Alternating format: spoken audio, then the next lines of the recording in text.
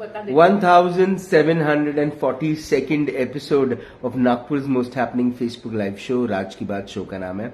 और मेरे साथ जो मेरी आज की मेहमान है वो मेरे लिए एक सौभाग्य है कि मुझे मौका मिल रहा है उनसे बात करने का, उनसे उनका इंटरव्यू करने का। सबसे पहले धन्यवाद करता हूँ पारिक ब्रदर जूलर्स का। पारिक ब्रदर जूलर्स प्रेजेंट्स राज की बात women of the year in association with पहनावा बुटीक। पहनावा एक ऐसा स्टोर नागपुर शहर में जो महिलाओं को खूबसूरत बनने में पूरी मदद करता है, because the best of clothing not just for party wears but also regular wears you get at Pahnawa. Can't forget to thank Mampi Reusable Diapers for Children, the Nagpur ka hospital, Orange City Hospital, and can't forget to thank Pooja Shelke with her gym called Live Fit, जहां पर आप जाकर fit हो सकते हैं, and she'll help you with that. आज की जो मेरी मेहमान है, she has been 34 सालों तक उन्होंने एलईडी कॉलेज में काम किया। She has been the head of the department, psychology department. शक्तिपीठ एक ऐसा नाम जो सेवा भाव में महिलाओं के लिए विमेन एम्पावरमेंट के लिए काम करता है। सबसे ऊपर ये कि उन्हें जब वो इंदिरा गांधी जी से मिलने का मौका मिला, उनके लिए आज भी वो मोमेंट जो है वो बड़ा तरोताजा है। इस पर बात करने के लिए आज मेरे साथ है मेरी आज की women of the year. Please welcome Mrs Neela Saple ma'am. Ma'am नमस्कार। नमस्कार मैम, स्वागत आपका राज की बात में। Thank you Raj. मैम, आप एक प्राउड नागपुरकर हैं। आपका जन्म नागपुर में हुआ, आपका सब कुछ नागपुर में हुआ है। हाँ। मैम, जब छोटी थी तब का नागपुर और अब के नागपुर में क्या फर्क देखती है, क्या याद आता था? बहुत फर्क है नागपुर में, खासकर मेट्रो और बाकी डेवलपमेंट जो हुआ है। फिटनेस के बारे में लोग कॉन्शियस हो गए, ग्रीन जिम बन गए जी। और एजुकेशन में भी नागपुर अच्छी तरह काम कर रहा है। नागपुर में बहुत पॉजिटिविटी है, ऐसा मुझे लगता है। सब दृष्टि से हम सेफ है। नेचुरल कैलेमिटी नहीं, पॉलिटिकल कैलेमिटी नहीं जी। और कहीं भी जाओ तो हम 15 मिनट में पहुंच जाते, ये बड़ी सुविधा है जी। नहीं, लेकिन ये शहर हमेशा से बड़ा ही सुरक्षित शहर रहा है। हाँ। देश के बीचों बीच। हाँ। है ना? तो एनसीसी कैडेट में थी नीला सप्ले जी। हाँ। और मौका मिला ग्लाइडिंग करने का, पहला जो स्क्वाड था एनसीसी का ग्लाइडिंग करने का, उसमें मौका मिला। और इंदिरा जी से कैसे मिली आप? नागपुर में ग्लाइडिंग जेंट्स के लिए, लड़कों के लिए था जी। यहाँ two Maharashtra air squadron NCC से नोटिफिकेशन पेपर में आया था कि now they will be giving this training to girls also. Okay. तो कुछ सिलेक्शन प्रोसीजर के बाद हम कुछ 8-10 लड़कियां सिलेक्ट हुई थी और हमारा एयरपोर्ट पे ट्रेनिंग होता था जी। वो एनसीसी के वैन में एयरपोर्ट पहुंचना, कभी नहीं वैन मिली तो साइकिल से जाना, दिन भर ट्रेनिंग करना जी। और बहुत ही अच्छा एक्सपीरियंस वो था। फिर एक ऑल इंडिया लेवल पे कंपटीशन थी जी, जहां पूरे भारत से काफी स्क्वाड्रन से लड़कियां वो कंपटीशन के लिए आई थी। तो दिल्ली में वो कंपटीशन हुआ था और को पायलट हमारे साथ में थे और उन्होंने हमारा ट्रेनिंग ऑब्जर्व किया कि पर्टिकुलर स्पॉट पे लैंड होना है जी। और ग्लाइडर में इंजन नहीं होता ना, सब मैनुअल कंट्रोल करके यू नीड टू फ्लाई जी। तो उसमें मुझे ऑल इंडिया फर्स्ट रैंक मिला था 2-3 राउंड्स के बाद। तो रिपब्लिक डे परेड में हर साल प्राइम मिनिस्टर्स रैली होती है जी एनसीसी कैडेट्स के लिए जी। वो दिल्ली में गैरिसन परेड ग्राउंड में तब की प्राइम मिनिस्टर इंदिरा गांधी के को वेलकम करने का सौभाग्य मुझे मिला था। मैंने अपना ग्लाइडर उनके स्टेज के सामने लैंड करके उनको स्वागत किया था और वो बड़ी प्राउड मोमेंट थी मेरे लिए, नागपुर के लिए भी और मेरे परिवार के लिए भी। मैम, इंदिरा जी से जब पहली बार मुलाकात हुई, क्योंकि आप भी एक महिला हैं, किस तरह से देखा आपने उनको और वो किस किस्म की पर्सनालिटी रखती थी? बहुत अट्रैक्टिव, बहुत ग्लैमरस और इतना ट्रेनिंग हुआ था जी कि वो जो एक्शन था वो शायद बहुत तब मैकेनिकल हो गया कि वहां जाना है, इतने कदम चलना है, ऐसे हाथ करना है। लेकिन बहुत ही मेमोरेबल मोमेंट था, क्योंकि मेरे जो अन्य स्क्वाड के लोग थे उन लोगों ने बहुत चिल्लाया जी, और बहुत जोर से स्वागत हुआ, क्योंकि ऐसे शायद नागपुर के लिए पहली बार हुआ था। मैम, वक्त के साथ पर्सनल लाइफ में क्या क्या चीजें होती रही? हाँ, मैंने साइकोलॉजी में पोस्ट ग्रेजुएशन किया। फिर 1 साल मैंने अमरावती में लेक्चरशिप का जॉब किया जी। और फिर मैं एलएडी में आ गई। मेरी शादी भी हो गई, बच्चे हो गए, और थोड़ा एनसीसी और स्पोर्ट्स दूर हो गया। मैं कॉलेज जीवन में थी तब मैं हॉकी और बास्केटबॉल खेलती थी जी। लेकिन यंग लड़कियों के साथ रहने को मिलना और उनको एम्पावर करना, not only for the academic life but for whole their life, तो लाइफ स्किल्स के बारे में बताना जी, लाइफ के बारे में बताना, उनको एम्पावर करना, ये मुझे बहुत सेटिस्फैक्शन था मेरे लिए कि मैं यंग जनरेशन के साथ रहती हूँ और उनको जो चाहिए वो सपोर्ट मैं दे सकने का I always try to give my support. Ma'am, उस समय साइकोलॉजी जो सब्जेक्ट था वो पढ़ाना एक अलग बात है, लेकिन जो उस समय की जो मानसिक स्थितियां थी लोगों की, वो शायद मुझे ऐसा लगता है कि आज से बहुत अलग होंगी, बिकॉज उस दौर में कंपटीशन या उस दौर में स्ट्रेस लेवल्स, उस दौर में रिलेशनशिप इश्यूज इतने नहीं थे जितने आज देखने को मिलते हैं। इश्यूज तभी भी थे, लेकिन फैमिली सपोर्ट, सोशल सपोर्ट और थोड़ी कम कंपटीशन और सोशल मीडिया का इतना निगेटिव इफेक्ट शायद नहीं था। और स्टूडेंट्स में या परिवार का सपोर्ट होने के कारण वो फाइट करने की क्षमता थी। ऐसा मुझे लगता है। आज आपको क्या कमजोरी लगती है? आपको ऐसा लगता है कि सोशल मीडिया आने के बाद ज्यादा होने लगा है? हाँ, फोमो जैसा है, बिहेवियरल इश्यूज है। वाह, I am loving this word FOMO from you ma'am. जी। सोशल प्रेशर है, तो सब ये सब झूठ है, नकली लाइफ लोग दिखाते हैं। अंदर में सच में उतने वो पॉजिटिव है क्या, हैप्पी है क्या, ये पता नहीं रहता, लेकिन ऐसे लगता है कि वो दिखाने के लिए सब करते हैं। पर ये बिहेवियरल प्रॉब्लम्स है। पर ये जो मैम इश्यूज हैं मैम, ये आज के बनाए भी तो नहीं हो रहे ना मैम, मतलब कहीं ना कहीं बीज बोया होगा तभी तो जाके आज फसल कट रही है मैम। जैसे मैं बोल रही थी कि इश्यूज तभी थे, अभी वो थोड़े एग्रीवेट हो गए हैं और सब सेल्फ सेंटर्ड लाइफ बिता रहे हैं जी, इसलिए उसको कोप अप करना की क्षमता कम होती जा रही है। मैम, ये जो एक सोच है कि आपको एक जिंदगी मिली है, आपको पूरे तरीके से उसको जीना चाहिए, एक जिंदगी आपको मिली है, आपने अगर आप किसी किस्म के रिलेशनशिप बैटल में है तो आपको उससे अपने आप को, या तनाव में है तो आपको उससे अपने आप को दूर कर देना चाहिए।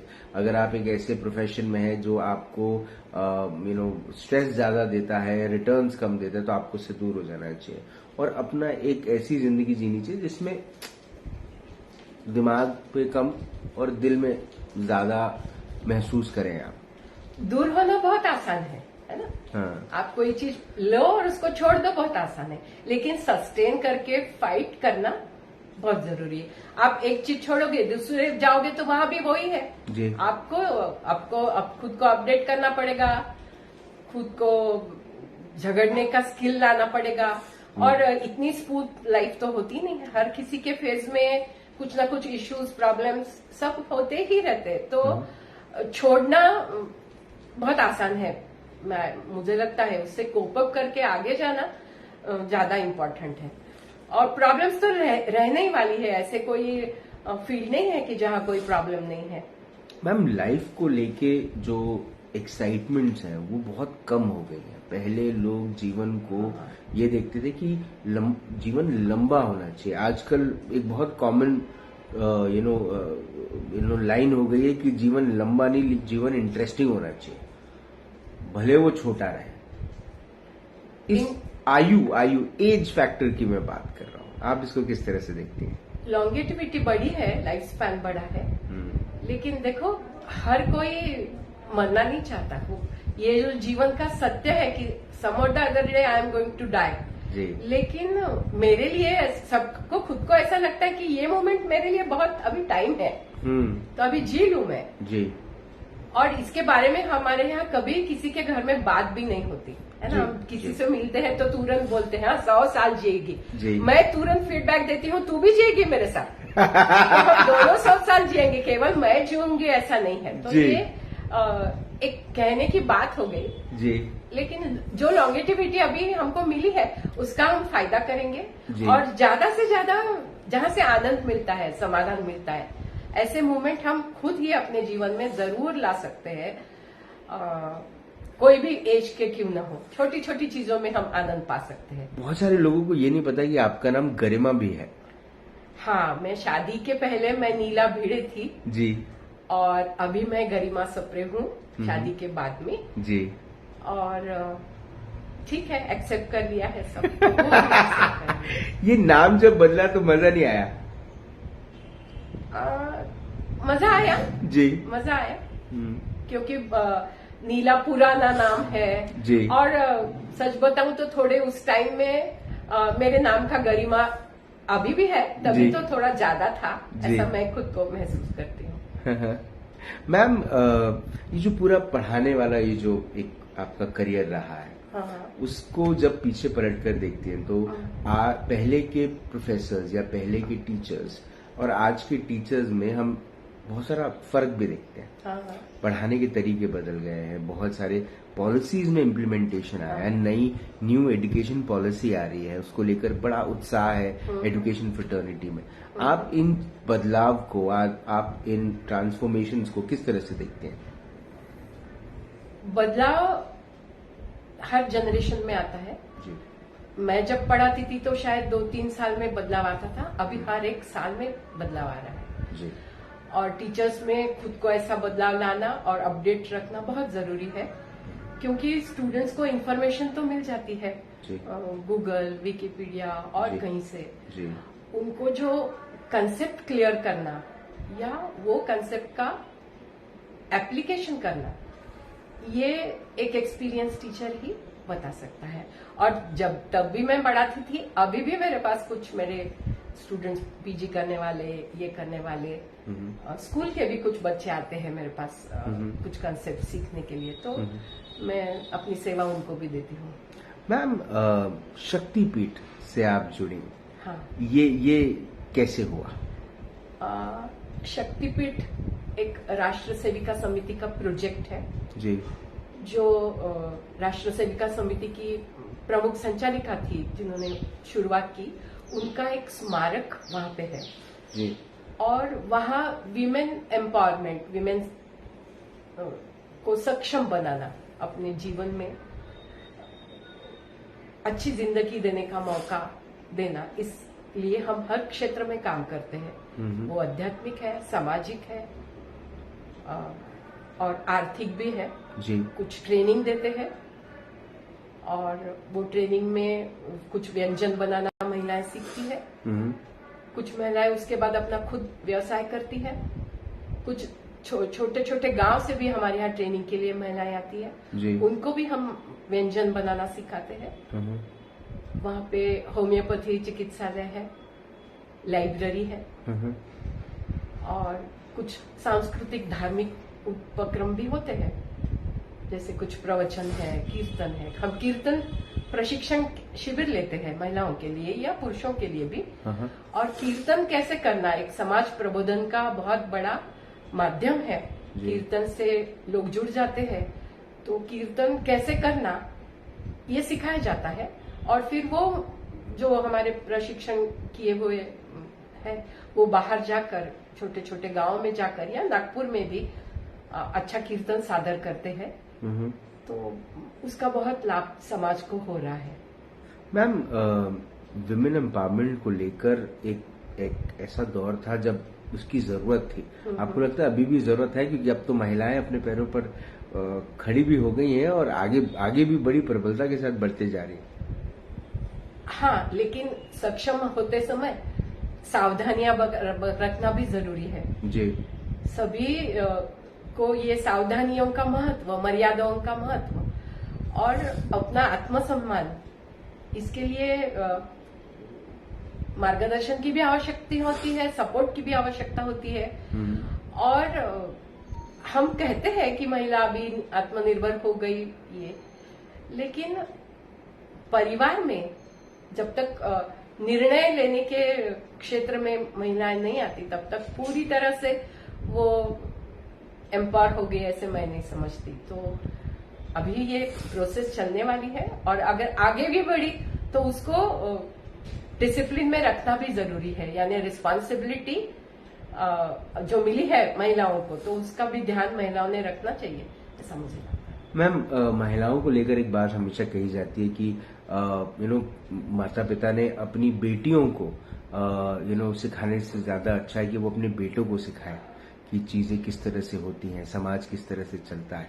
क्योंकि हमारे यहाँ ये जो एक चलन शुरुआत से रहा है कि समाज का झुकाव जो है वो लड़कों के प्रति, पुरुषों के प्रति, पुरुष प्रधान समाज कहते हैं हमेशा। अब भले बदलाव आ रहा है एक समांतर की एक्सपेक्टेशंस के साथ, लेकिन क्या आप भी इसी बात पर? नहीं, हम तो कहते हैं कि अगर एक लड़की सीख गई या आत्मनिर्भर हो गई तो वो दो परिवार का उद्धार करती है, अपने मैके का भी और अपने ससुराल का भी। तो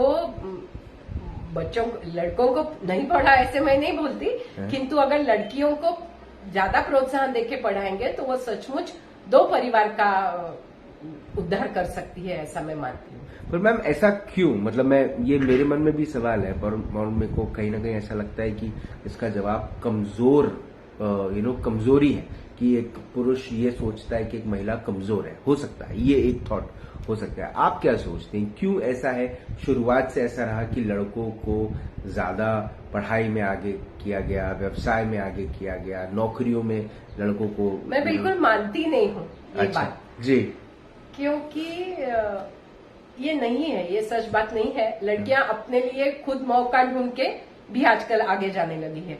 और अगर एक परिवार में एक बेटा एक बेटी है तो चाहे ग्रामीण है या शहरी है, आज के पिछले 10 सालों में ये भेद नहीं ये है, भेदभाव नहीं रहा है, उसके पहले था। मेरी कुछ उसकी वजह क्या थी? वजह क्या हो सकती है उसकी?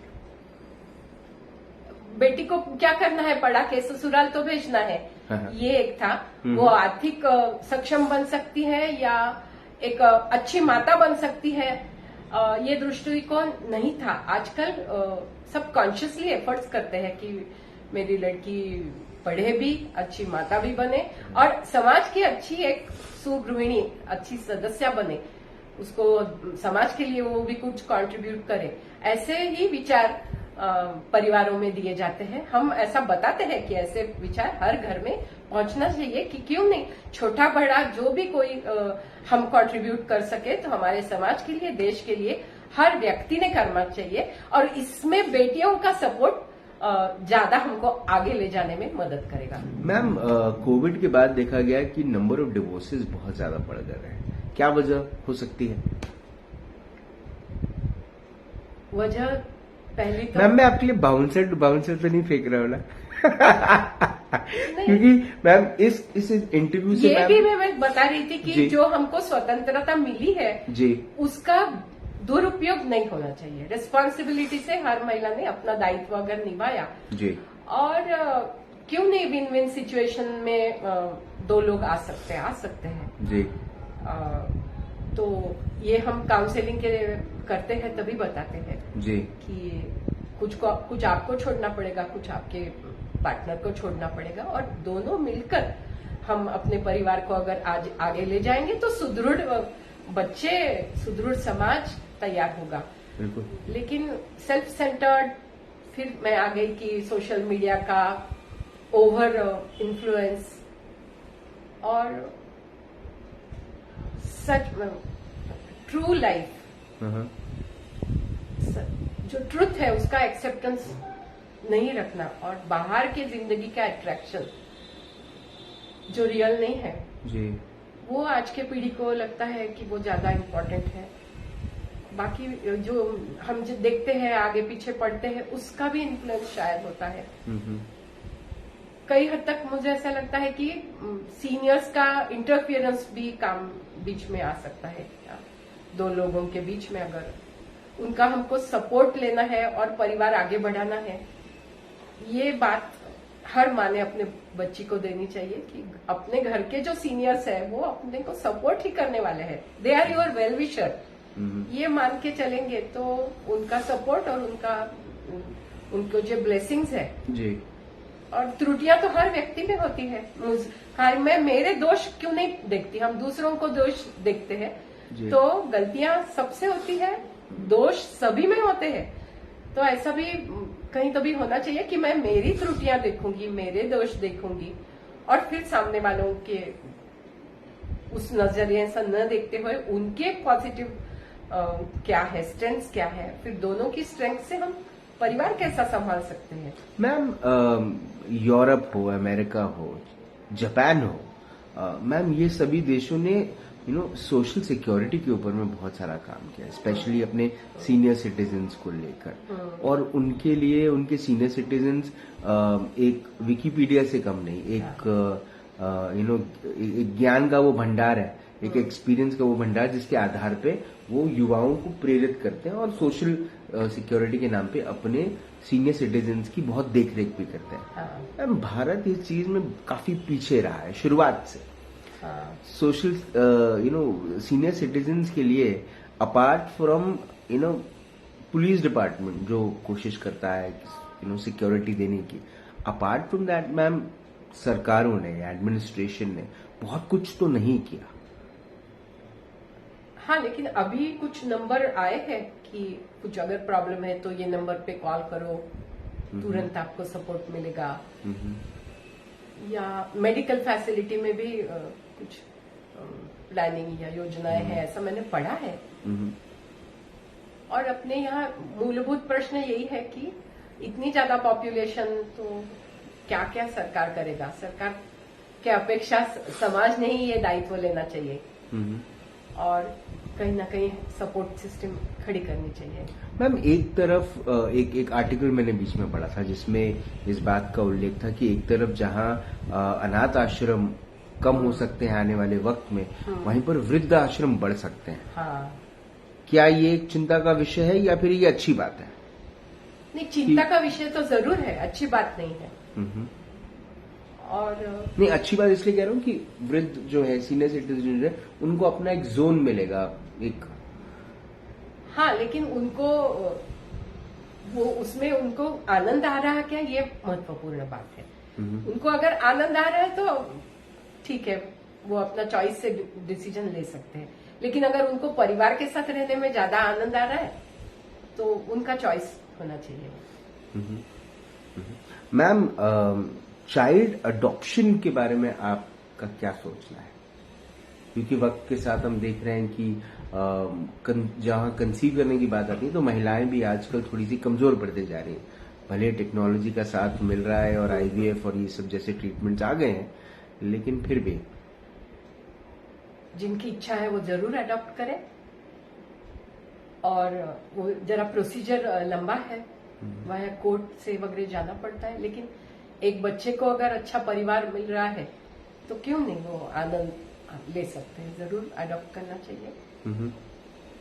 और लेकिन खुद का बच्चा भी, बच्चे अगर महिलाएं तय करे कि कुछ शादी की उम्र कम करके और कुछ करियर को थोड़ा सा कम करके हम पहले अपना मातृत्व का दायित्व निभाएंगे और फिर मेरा करियर तो है ही, ये भाव मुझे ज्यादा अच्छा लगेगा। मैम आपने सरकारों के काम देखे हैं, आपने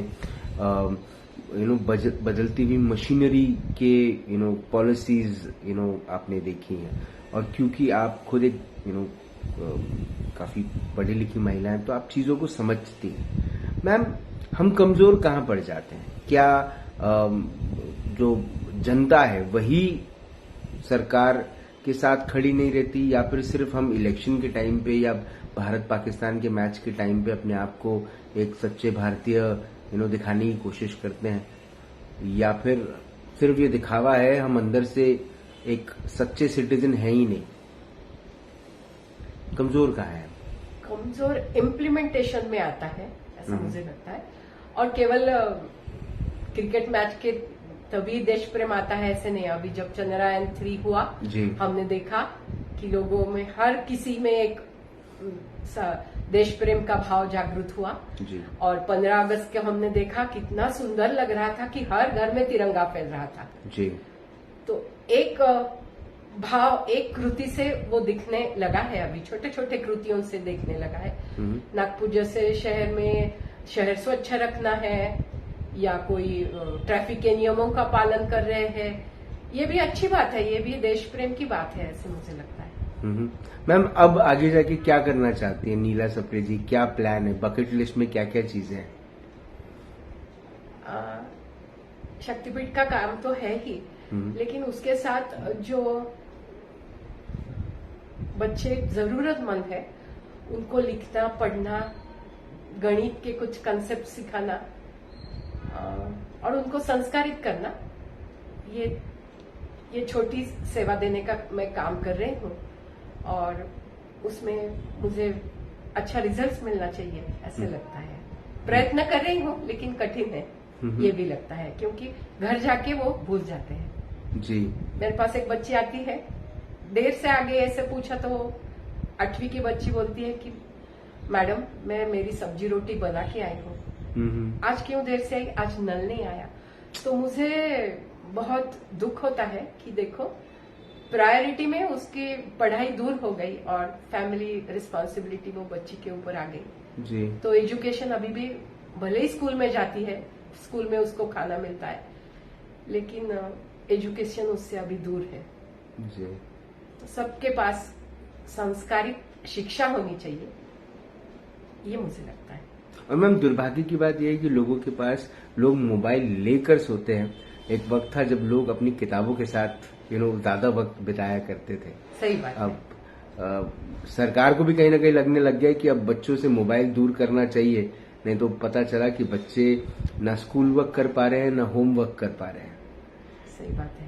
हम हमारी शक्तिपीठ की जो लाइब्रेरी है उससे एक उपक्रम लेते हैं कि कोई आसान सा विषय लेकर प्रश्न मंजूषा क्विज लेते हैं और घर घर में जाके वो सॉल्व कर सकते हैं। उसका एक फायदा होता है कि फैमिली के सब मेंबर मिला के, चाहे वो गणपति की है, चाहे देवी की है या शिवाजी की है, सब मिलके वो प्रश्नों के उत्तर ढूंढते हैं। कभी कभी गूगल का सहारा लेते हैं, कभी किताबें ढूंढते हैं। तो ज्यादा नहीं, कुछ छोटे स्तर पर हो सकता है, लेकिन वो घर में एक अलग विषय पे चर्चा होती है। घर के सब लोग एक साथ मिलकर कुछ निर्णय पे आते हैं और बड़े हैं बुजुर्ग किताबें ढूंढते हैं, बच्चे गूगल ढूंढते हैं। तो एक ये पारिवारिक एक्टिविटी हमारी शक्तिपीठ की है और उससे हमारा लाइब्रेरी और वाचनालय का दायरा बढ़ाने का हम प्रयास कर रहे हैं। तो कुछ न कुछ सामाजिक स्तर पर अगर ऐसे एफर्ट्स किया जाए या बच्चों को अभिवाचन करके दिखाया जाए कथाएं, तो भी उसका उनको फायदा होगा। मैम मैं आपसे एक बात पूछना चाहता हूँ, है ना, ये मेरे आखिरी के 2 सवाल हैं आपसे। मैम सुनील दिग्वेकर जी देख रहे हैं ये शो, उन्होंने बहुत अच्छी बात लिखी जो मैं कहीं ना कहीं अग्री भी करता हूँ कि भारतीय जनता कमजोर नहीं है, परंतु जनता की कौन सुनता है। जनता जिन्हें सोचकर चुनकर देती है वे जनता को गुमराह करके अपने फायदे के लिए दूसरे से हाथ मिलाते हैं। हमने देखा मैम कि जिस किस्म की पॉलिटिकल चीजें चल रही हैं, है ना। पर मैम है तो बड़ी दुखद बात, लेकिन राजनीति अपने स्तर पे है। मैं मेरे स्तर पे क्या क्वालिटी ऑफ लाइफ दूसरों को दे सकती हूँ, मेरा खुद का आनंद बढ़ा सकती हूँ, मेरा खुद का जो लाइफ का समाधान है वो मैं बढ़ा सकती हूँ। यहाँ तक मैं अपना पर्सनल देखती हूँ। राजकीय वो अलग बात है और वो सब सहने के लिए अलग उसमें पढ़ने के लिए भी। पर मैम ये तो एजुकेशन होना चाहिए ना मैम कि किसको वोट दें, कम से कम। नहीं, मैं पार्टी की बात नहीं कर रहा हूँ, मैं व्यक्ति की बात नहीं कर रहा हूँ। उस व्यक्ति के अंदर में क्या विशेषताएं होनी चाहिए या उसमें क्या क्या चीजें होनी चाहिए, उसके आधार पे वोट करें। क्या मैम एक रिपोर्ट कार्ड नहीं होना चाहिए कि ये 5 सालों में ये सरकार ने ये काम किया, ये काम नहीं किया, या 100 में से उनको इतने % marks. Are they eligible to come back in the power? No, they are not. अपनी जो वोट बैंक है वो सब एजुकेशन रिपोर्ट कार्ड पढ़ने वाले वोट करते हैं क्या, ये एक सोचने की बात है. जब तक इलिटरेसी है, रैशनल थॉट नहीं है, तब तक ये जो आप लोग चाहते हैं वैसे सत्य रूप में लोकशाही हमारे यहाँ है क्या, ये एक सोचने की बात मुझे लगती है. मैम, अगर जिंदगी की एक सुनहरी किताब लिखी गई, उस किताब के एक सुनहरे पन्ने पर ये नाम लिखा गया, नीला उर्फ गरिमा सप्रे. मैम, उसके नीचे कौन सी ऐसी लाइन, कौन सा ऐसा कोट, कौन सी ऐसी बात लिखी रहनी चाहिए जिसे पढ़ने के बाद लोग आपको हमेशा याद करें? Probably the quote of your life. जितना हम दे सकते उतना देना चाहिए समाज को, और उससे हमको जितना आनंद पा सकते हैं उतना आनंद पाना चाहिए. It's all about giving. अपने को बहुत मिला है अभी समाज से, तो उसको कुछ कृतज्ञता भाव जरूर होनी चाहिए जी. और आखिरी में मैं बताती हूँ कि एक सुनहरे पलों में हमारा संसार था और अचानक मेरे पति का हार्ट फेल से निधन हो गया जी. और ये देने का स्वभाव मेरे अंदर था, तो मैंने, मेरे ससुर जी थे, सास थी, और सभी की निर्णय प्रक्रिया में लेकर हमने उनके दृष्टिदान किया और पता चला कि 2 लोगों को उससे दृष्टि मिली. क्या बात. तो ऐसा हम देने की सोच अगर हमारे परिवार में रखेंगे तो ये बात सभी को जग जाएगी. तो देना बहुत महत्वपूर्ण है. देने का आनंद और भी महत्वपूर्ण है मुझे लगता है. मैम, मैंने शुरुआत में किया था कि ये मेरे लिए सौभाग्य की बात है कि आपसे मिलने का मौका, आपसे बात करने का मौका मिल रहा है. उम्मीद है कि आपकी ये जो लाइफ की फिलॉसफी है ऑल अबाउट गिविंग, ये लोगों तक पहुंचे, लोग इस पर सोच विचार भी करें और इम्प्लीमेंट करने की पूरी कोशिश भी करें. Because by the end of the day लोग 60-70 साल की उम्र के बाद ईश्वर को ढूंढने निकलते हैं, जबकि हो सकता है उसी वक्त ईश्वर भी उनको ढूंढने निकला हो. तो जितने जल्दी हम इस बात को एक्सेप्ट कर लें कि हम इस पृथ्वी पर, इस दुनिया में क्यों आए हैं, उसका सेल्फ रियलाइजेशन हो जाए, उससे अच्छी बात और क्या हो सकती है. आपने अपना वक्त दिया, आपने हमसे बात करी, उसके लिए बहुत बहुत धन्यवाद. Thank you so much. Thank you Raj. Super. तो super women of the year Mrs Garima Sapre, Neela Sapre ma'am से बात हुई, मुलाकात हुई in this exclusive episode of Raj की बात. इस पूरे इंटरव्यू के के दौरान बहुत सारी ऐसी बातें थी जो मैंने कोशिश की जिससे मैम का पर्सपेक्टिव, मैम की सोच आप तक पहुंचे और एक जीवन का एक्सपीरियंस, जीवन के मूल मंत्र अगर आप तक पहुंचे और अगर आपके आपकी सोच में कुछ बदलाव आए, कुछ थॉट प्रोसेसेस आपकी चेंज हो, तो इससे अच्छी बात और क्या हो सकती है. And the philosophy of giving is the most beautiful philosophy, because वो कहते हैं ना कि गिवर्स गेन, जो देता है उससे खुद भी बहुत कुछ मिलता है. और हकीकत जो है वो यही है कि हम क्यों आए हैं is the purpose of life. And rightly said by Sunil Digwekar sir, which I completely agree with the thought. कि purpose of life is life of purpose. You should have a purpose. If you don't have a purpose, then you're not living a great life. Yeah. नेत्रदान, आपके body parts को जब आप दान कर सकते हैं, इससे अच्छी चीज और क्या हो सकती है. मतलब आप अगर ये गिवर्स गेन वाली पॉलिसी में अगर बिलीव न भी करें, लेकिन अगर आप सिर्फ इतना कर दें कि अपने आप को उस एनरोलमेंट में लेकर आ जाए कि आप जब नहीं रहेंगे तब आप अपने शरीर के कुछ अंग आप किसी को दान देकर जाएंगे, इतना भी अगर आपने कर लिया ना तो वो बहुत है. आपसे फिर होगी मुलाकात इन राज की बात. तब तक आप अपना ध्यान रखें, सुरक्षित रहें, स्वच्छ रहें, स्वस्थ रहें, मस्त रहें, खुश रहें, व्यस्त रहें, परिवार के साथ एक अच्छा वक्त बिताएं. और अगर आपके परिवार में एक छोटी सी बिटिया है जो अपनी खेलने की चीजें गरीबों में बांट देती है, अपनी जेब की चॉकलेटें गरीब बच्चों को दे देती हैं, उनके चेहरे पे खुशियां लाने की कोशिश करती हैं, अपने ज्ञान को दूसरों को देकर कहीं ना कहीं उनकी मदद करती है, तो समझ जाइए वो नीला सप्रे बन रही है. जिंदा रहें. जय हिंद.